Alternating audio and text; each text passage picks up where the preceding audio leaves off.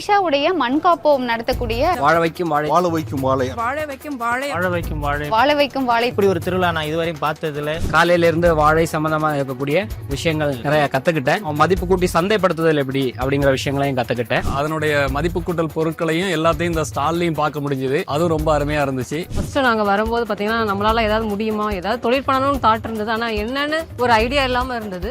நிறைய தேடல்கள் இருந்தது என்கிட்ட. மிஷினரி எங்க வாங்குறது, இந்த மாதிரி விஷயங்கள் நான் வந்து தேடிட்டு இருக்கும்போது இந்த ஈஷாவனுடைய வாழ வைக்கும் வாழை திருவிழா டேக பார்த்திருந்தேன். அதுக்காக வந்திருந்தேன். நல்ல ஒரு பயனுள்ளதாக இருந்தது. உள்ள களத்துல இறங்கி வேலை செய்யறவங்களும் பேசினாங்க. வாழை ஆராய்ச்சி மையத்துல இருந்து உள்ள விஞ்ஞானிகள் பேசினாங்க. எல்லா விதமாவும் கத்துக்கிட்டோம். நாங்க வாழையை மட்டும்தான் போட்டு வித்துட்டு இருந்தோம். மற்றதெல்லாம் அது எந்த மதிப்பு கூட்டமே பண்ணலை.